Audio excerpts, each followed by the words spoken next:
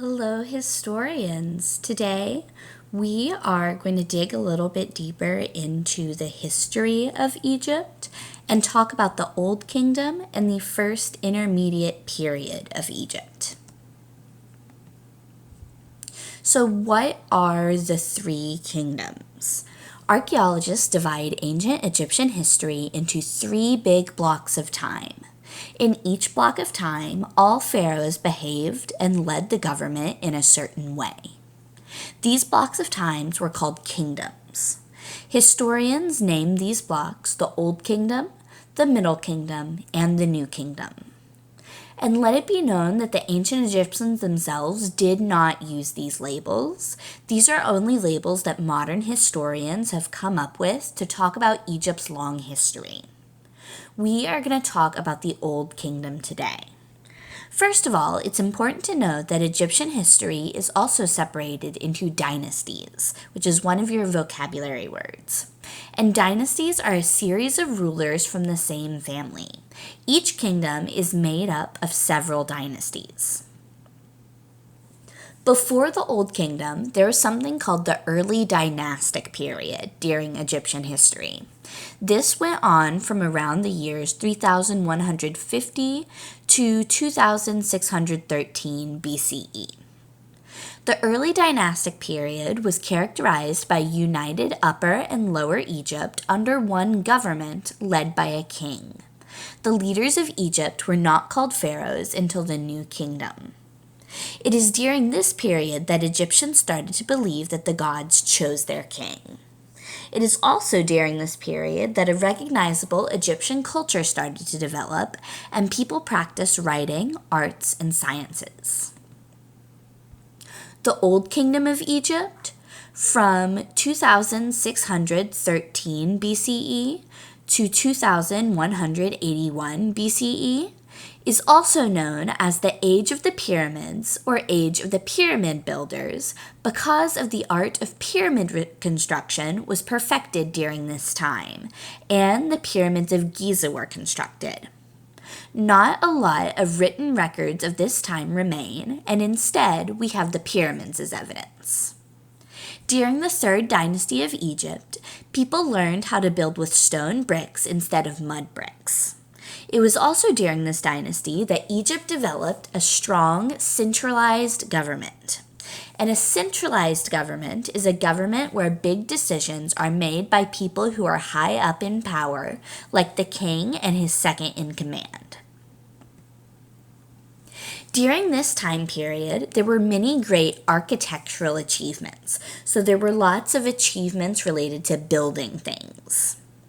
King Khufu was probably not a very nice king, but we don't know for sure.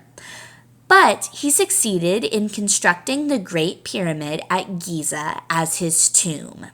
This was one of the 7 wonders of the ancient world, and until the Eiffel Tower was built, was the biggest thing ever made by human hands. After Khufu died, another family member of his, Djefre, took the title of king. He is most known for creating the Sphinx, probably, but it could have been his brother, which is a large statue with the body of a lion and the face of a king, as well as being the first king to claim that he was the son of Ra, meaning that the head of the gods had chosen him to be king. This attitude will stay throughout most of Egyptian history. The fourth dynasty of the Old Kingdom was a time of progress and a strong centralized government which could command the kind of respect necessary for large-scale building projects. During the 5th and 6th dynasties, however, the priesthood began to grow in power, primarily through their role in the funerary practices. And so those are rituals related to death, dying, and remembering the dead, which gave rise to those great pyramids. This made local officials start to become stronger and made the king have less power. The Old Kingdom began to collapse as more and more local governors assumed more power over their regions, and the central government at Memphis, which was the capital at the time, was increasingly seen as irrelevant. At the end of the 6th dynasty, there was no longer a central government, and Egypt entered a period of social unrest and reformation known as the First Intermediate Period. And that was from 2181 to 2040 BCE, during which Egypt was ruled regionally by local leaders who made and enforced their own laws. Stable areas or eras of Egyptian history are referred to as kingdoms, while eras of political strife or instability are known as intermediate periods. This period had long been labeled a dark age when the central government of the Old Kingdom collapsed and plunged the country into chaos. Recent historians have revised this opinion, and now the First Intermediate Period is seen as a time of change and transition, where the power and customs dictated by the monarchy at Memphis, which was the capital of the Old Kingdom, were spread throughout the country to those of traditionally lower status.